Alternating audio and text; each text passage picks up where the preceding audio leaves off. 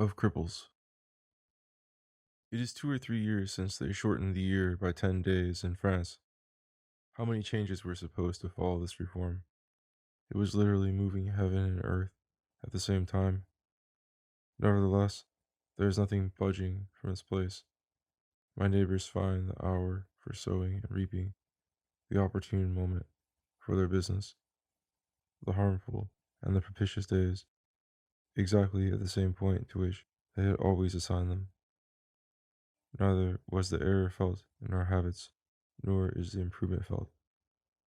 So much uncertainty there is in all things, so gross, obscure, and obtuse is our perception.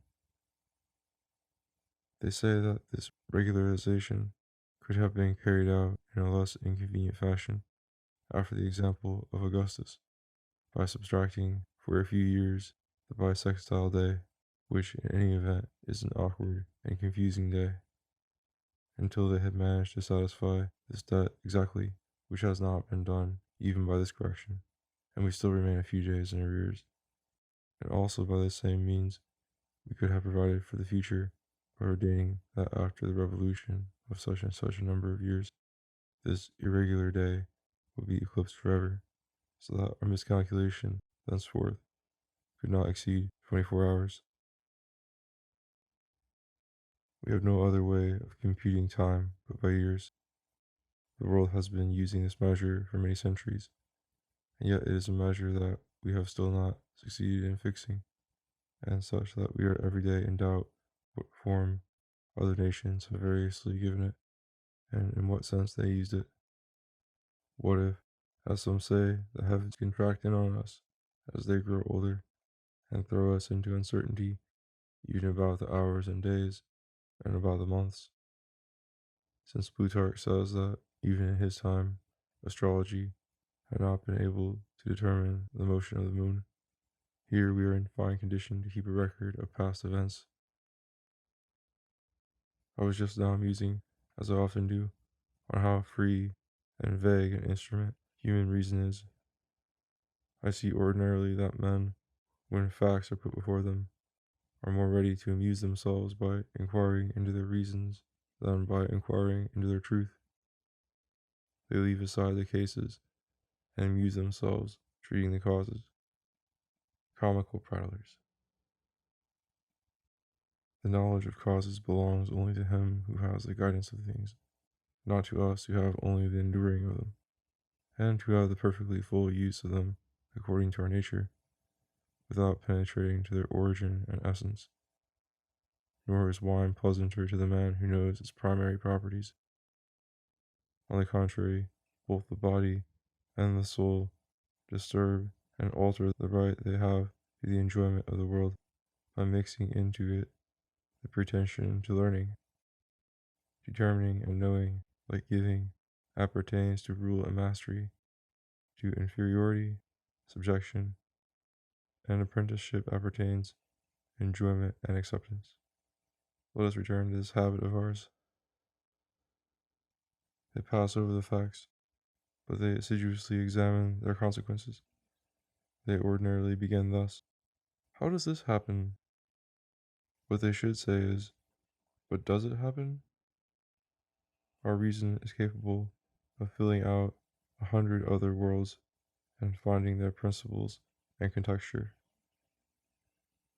It needs neither matter nor basis. Let it run on. It builds as well on emptiness as on fullness, and with inanity as with matter, suited to give solidity to smoke. Perseus. I find that in almost every case we ought to say, that is not so at all, and I would often use that reply, but I dare not, for they cry out that it is an evasion produced by feeble-mindedness and ignorance, and I am ordinarily obliged to play the fool for company's sake and discuss frivolous subjects and stories which I entirely disbelieve. Besides, it is truly a little rude and quarrelsome flatly to deny a statement of fact, and few people will fail, especially in things of which it is hard to persuade others, to affirm that they have seen the thing, or to cite witnesses whose authority stops us from contradicting. Following this custom, we know the foundations and causes of 1,000 things that never were, and the world skirmishes amid 1,000 questions, of which both the pro and the con are false. The false is so close to the true that the wise man should not trust himself in so dangerous a spot. Cicero. Truth and falsehood are alike in face, similar in bearing, taste, and movement. We look upon them with the same eye. I find not only that we are lax in defending ourselves against deception, but that we seek and hasten to run ourselves through on it. We love to embroil ourselves in vanity as something in conformity with our being. I have seen the birth of many miracles in my time. Even when they are smothered at birth, we do not fail to foresee the course they would have taken if they had lived out their full age. For it is only a matter of finding the end of the string, and we can unwind as much as we want. And there is more distance between nothing and the smallest thing in the world than there is between this and the biggest. Now, the first persons who are convinced of a strange initial fact, as they spread their story, feel from the opposition they meet where the difficulty of persuasion lies, and go and call that place with some false patch. Besides, by the innate desire in men to foster rumors diligently, Livy, we naturally scruple to return what has been lent us, without some interest and addition from our own stock.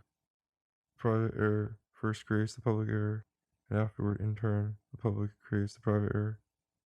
Thus, this whole structure goes on building itself up and shaping itself from hand to hand, so that the remotest witness is better instructed about it than the nearest, and the last informed more convinced of it than the first. It is a natural progression, for whoever believes anything esteems that it is a work of charity to persuade another of it, and in order to do so, does not fear to add, out of his own invention, as much as he sees to be necessary in his story, to take care of the resistance and the defect he thinks there is in the other person's comprehension. I myself, who am singularly scrupulous about lying, and who scarcely concern myself with giving credence and authority to what I say, perceive nevertheless that when I am excited over a matter I have in hand, either by another man's resistance, or by the intrinsic heat of the narration, I magnify and inflate my subject by voice, movements, vigor, and power of words, and further by extension and amplification, not without prejudice to the simple truth. But I do so, however, on this condition, that for the first man who catches me up and asks me for the naked and unvarnished truth, I promptly abandon my straining and give it to him without exaggeration, without overemphasis or padding. A lively and noisy way of speaking, such as mine ordinarily is apt to be carried away into hyperbole. There is nothing on which men are commonly more intent than on making a way for their opinions. Where the ordinary means fail us, we add command, force, fire, and the sword. It is unfortunate to be in such a pass, but the best touchstone of truth is the multitude of believers, in a crowd in which the fools so far surpass the wise in number, as if anything were so common as lack of sense. Cicero. A fine evidence of sanity is the multitude of the insane. St. Augustine. It is a difficult thing to set one's judgment against accepted opinions. The first conviction, taken from the subject itself, seizes the truth. From them it spreads to the able, under the authority of the number and antiquity of the testimonies. For my part, in a matter in which I would not believe one, I would not believe 100 ones, and I do not judge opinions by their years. A little while ago, one of our princes, in whom the gout had ruined a fine constitution and a blithe disposition, let himself be so strongly persuaded by a report of the marvelous operations of a priest who, by means of words and gestures, cured all illnesses, that he made a long journey to go and find him, and by the power of his imagination persuaded his legs and put them to sleep for a few hours, so that he derived from them a service that they had long since forgotten how to do for him. If fortune had allowed 5 or 6 such incidents to accumulate, they could have made this miracle a part of nature. People later found so much simplicity and so little artfulness in the architect of these works that he was judged not even worthy of any punishment. So indeed, we would judge of most such things if we track them into their lair. We wonder at things that deceive us by their distance. Seneca. Thus our sight often represents strange images at a distance, which vanish as they approach. Rumor never stops at evidence. Quintus Curtius. It is a marvel from what empty beginnings and frivolous causes such famous impressions ordinarily spring. That in itself hampers investigation. For while we are looking for powerful and weighty causes and ends worthy of such great renown, we lose the true ones. They escape our view by their littleness. And in truth, in such researches, a very prudent, attentive, and subtle inquirer is needed, impartial and unprejudiced. To this moment, all these miracles and strange events have eluded me. I have seen no more evident monstrosity and miracle in the world than myself. We become habituated to everything strange by use and time. The more I frequent myself and know myself, the more my deformity astonishes me, and the less I understand myself. The privilege of bringing such accidents into public knowledge and credit is reserved mainly to fortune. Passing the day before yesterday through a village 2 leagues from my house, I found the place still stirred up about a miracle that had just failed to come off, by which the neighborhood had been entertained for months, and folk from adjoining provinces were beginning to get excited about it and to come running up, people of all classes, in great crowds. A young man of the place had amused himself in his house one night by counterfeiting the voice of a spirit, with no more trickery in mind than enjoying a momentary joke. When this succeeded a little better than he expected, in order to extend the scope of the farce, he took as an associate a thoroughly stupid and silly village girl, and in the end there were 3 of them of the same age and similar ability, and from preaching at home they went on to preaching in public, hiding under the altar of the church, speaking only at night, and forbidding anyone to bring any light, from words tending to the conversion of the world and the threat of judgment day, for these are subjects under whose authority and reverence imposture most easily hides. They proceeded to some visions and actions so silly and ridiculous that there is hardly anything so crude in children's play. Yet if fortune had seen fit to favor them a little, who knows to what point this buffoonery would have grown? These poor devils are at this moment in prison, and will probably pay the penalty for their common folly. And who knows but some judge will avenge himself on them for his own stupidity? We see clearly in this case, which is exposed, but in many things of similar quality, surpassing our knowledge, it is my opinion that we should suspend our judgment just as much in the direction of rejecting as of accepting. Many abuses are engendered in the world, or to put it more boldly, all the abuses in the world are engendered but are being taught to be afraid of professing our ignorance, and are being bound to accept everything that we cannot refute. We talk about everything didactically and dogmatically. The style in Rome was that even what a witness opposed to having seen with his own eyes, and what a judge decided with his most certain knowledge, was drawn up in the form of speech. It seems to me, it makes me hate probable things when they are planted on me as infallible. I like these words, which soften and moderate the rashness of our propositions. Perhaps, to some extent, some, they say, I think, and the like. And if I had had to train children, I would have filled their mouths so much with this way of answering, inquiring, not decisive. What does that mean? I do not understand it. That might be. Is it true that they would be more likely to have kept the manner of learners at 60 than to represent learned doctors at 10, as they do? Anyone who wants to be cured of ignorance must confess it. Iris is the daughter of Thomas. Wonder is the foundation of all philosophy. Inquiry is progress. Ignorance its end.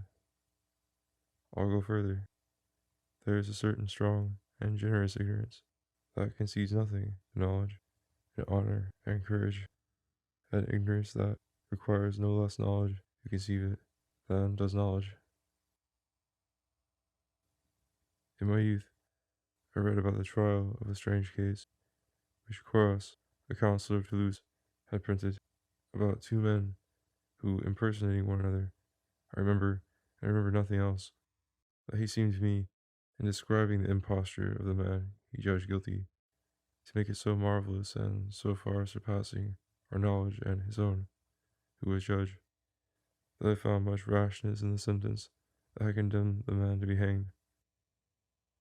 Let us accept some form of sentence where it says, the court understands nothing of the matter more freely and ingeniously than did the Areopagites, who, finding themselves hard pressed by a case that they could not unravel, ordered the parties to come back in 100 years. The witches of my neighborhood are in mortal danger every time some new author comes along and attests to the reality of their visions. To apply the examples that the Holy Writ offers us of such things, very certain and irrefragable examples, and bring them to bear on our modern events, requires greater ingenuity than ours, since we see neither their causes nor their means. It belongs perhaps only to that most powerful testimony to say to us, this is a miracle, and that, and not this other. God must be believed in these things. That is truly most reasonable, but not, by the same token, one of us, who is astonished at his own narrative, and he is necessarily astonished, unless he is out of his senses, whether he tells it about someone else or against himself. I am sluggish, and tend to hold to the solid and the probable, avoiding the ancient reproaches. Men put greater faith in those things that they do not understand. By a twist of the human mind, obscure things are more readily believed. Tacitus. I see indeed that people get angry, and I am forbidden to doubt on pain of execrable insults. A new way of persuading. Thank God, my belief is not controlled by anyone's fists. Let them bully those who accuse them of holding a false opinion. I accuse them only of holding a difficult and rash one, and condemn the opposite affirmation, just as they do, if not so imperiously. Let them appear as probable, but not be affirmed positively. Cicero. He who imposes his arguments by bravado and command shows that it is weak in reason. In a verbal and scholastic altercation, these people may have as good an apparent case as their contradictors, but in the effective consequences they draw from them, the latter have much advantage. To kill men, we should have sharp and luminous evidence, and our life is too real and essential to vouch for these supernatural and fantastic accidents. As for druggings and poisonings, I put them out of my reckoning. Those are homicides, and of the worst sort. However, even in such matters, they say that we must not always be satisfied with confessions, for such persons have sometimes been known to accuse themselves of having killed people who were found to be alive and healthy. In those other extravagant accusations, I should be inclined to say that it is quite enough that a man, whatever recommendation he may have, should be believed about what is human, about what is beyond his conception and of supernatural effect. He should be believed only when some supernatural approbation has sanctioned him. This privilege that it has pleased God to give to some of our testimonies must not be cheapened and communicated lightly. My ears are battered by 1,000 stories like this. 3 people saw him on such and such a day in the east. 3 saw him the next day in the west, at such and such a time, in such and such a place, dressed thus. Truly, I would not believe my own self about this. How much more natural and likely it seems to me that 2 men are lying, than that 1 man should pass with the winds in 12 hours from the east to the west. How much more natural that our understanding should be carried away from its base by the volatility of our untracked mind, than that one of us, in flesh and bone, should be wafted up a chimney on a broomstick by a strange spirit. Let us not look for outside and unknown illusions, we who are perpetually agitated by our own homegrown illusions. It seems to me that we may be pardoned for disbelieving a marvel, at least as long as we turn aside and avoid the supernatural explanation by non-marvelous means. And I follow St. Augustine's opinion that it is better to lean toward doubt than toward assurance in things difficult to prove and dangerous to believe. A few years ago, I passed through the territory of a sovereign prince who, as a favor to me, and to beat down my incredulity, did me the kindness of letting me see, in his own presence, and in a private place, 10 or 12 prisoners of this nature, and among others, 1 old woman, indeed a real witch in ugliness and deformity, long very famous in that profession. I saw both proofs and free confessions, and some barely perceptible mark or other on this wretched old woman, and I talked and asked questions all I wanted, bringing to the matter the soundest attention I could. And I am not the man to let my judgment be throttled much by preconceptions. In the end, and in all conscience, I would have prescribed them rather hellebore than hemlock. It seemed to be a matter rather of madness than of crime. Livy. Justice has its own corrections, proper for such maladies. As for the objections and argument that worthy men have brought up against me, both on this subject and often on others, I have not felt any that are binding, and that do not admit of a solution more likely than their conclusions. It is true indeed that the proofs and reasons that are founded on experience and fact I do not attempt to disentangle. Moreover, they have no end to take hold of. I often cut them, as Alexander did his knot. After all, it is putting a very high price on one's conjectures to have a man roasted alive because of them. They relate various examples, and Prestancius tells one about his father that having fallen into a sleep much deeper than any ordinary sound sleep, he imagined he was a mare and served some soldiers as a pack horse, and what he imagined he really was, Sorcerers thus dream materially, if dreams can thus sometimes incorporate themselves in reality. Still, I do not believe that our will should be accountable to justice for them. This I say as one who is neither a judge nor a counselor to kings, and who considers himself nowhere near worthy of such eminence, but a man of the common sort, born and pledged to obedience to the public reason, both in his deeds and in his words. If anyone should put my musings into account to the prejudice of the pettiest law, or opinion, or custom of his village, he would do himself a great wrong, and as great a one to me. For in what I say I guarantee no certainty, except that it is what I had, at the time, in my mind, a tumultuous and vacillating mind, by way of conversation, and about nothing by way of advice. Nor am I ashamed, as those men are, to admit that I do not know what I do not know. Cicero. I would not speak so boldly if it were my right to be believed. And this was what I replied to a great personage, who complained of the violence and vehemence of my exhortations. Feeling you tensed and prepared in one direction, I propose the other to you with all the care I can, to enlighten your judgment, not to compel it. God holds your heart, and will provide you with your choice.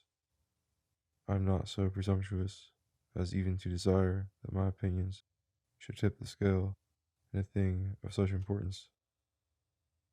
My fortune has not trained them for such powerful and exalted decisions.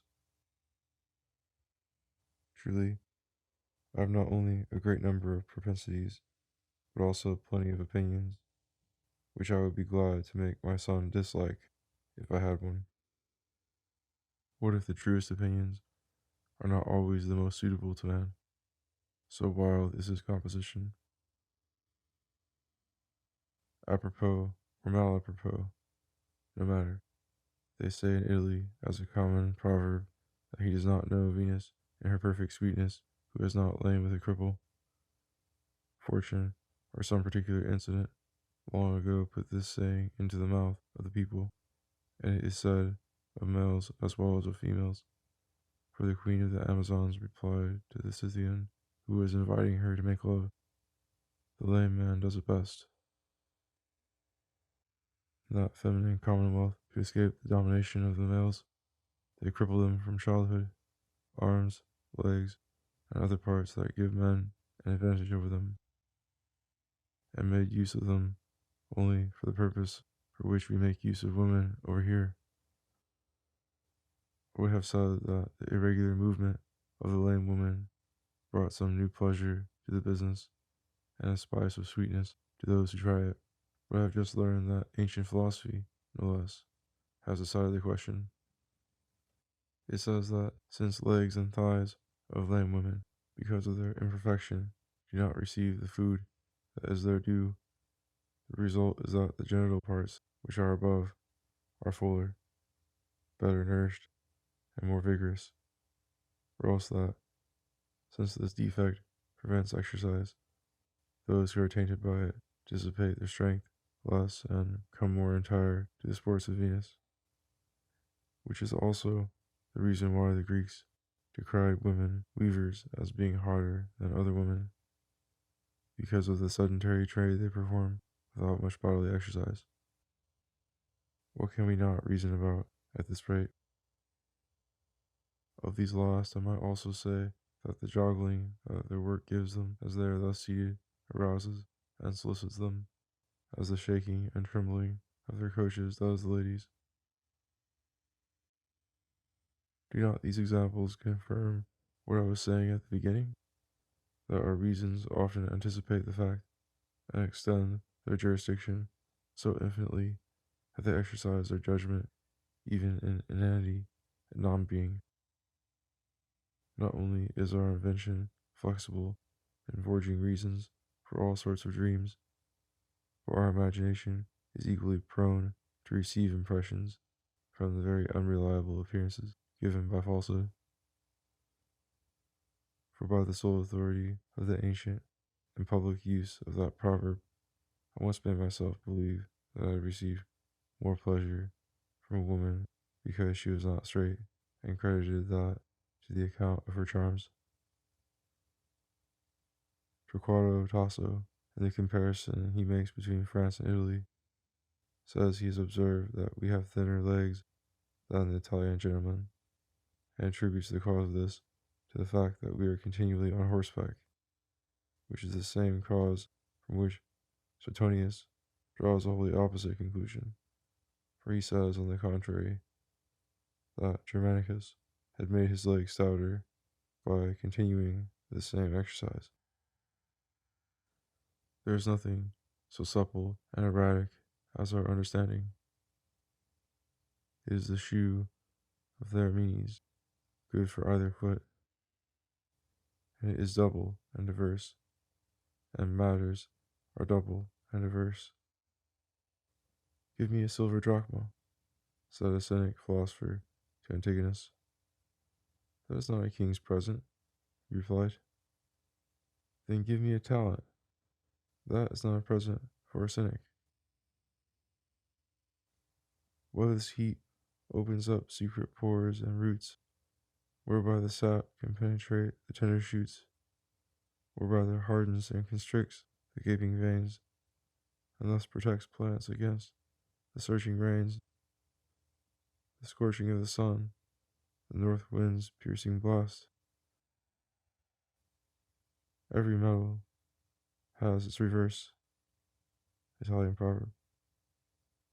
That is why Ptolemachus said of old that Carneades had surpassed the labors of Hercules in having torn away from man the habit of assent, that is to say, opinion and rashness in judging. This very vigorous idea of Carneades sprang up in antiquity, in my opinion, from the impudence of those who profess to know, and from their immoderate arrogance. Aesop was put up for sale with 2 other slaves. The buyer asked the first what he could do. He, to put a high value on himself, promised mountains and marvels, and that he could do this and that. The second answered as much and more about himself. When it came to Aesop, and he had also been asked what he could do, he said, Nothing, for these men have taken everything already. They can do everything. That is what has happened in the school of philosophy. The pride of those who attributed to the human mind the capacity for all things produced in others through spite and emulation, the opinion that it is capable of nothing. These men maintain the same extreme in ignorance that the others maintain in knowledge, so that it cannot be denied that man is immoderate in all things. It cannot be stopped except by necessity and inability to go further.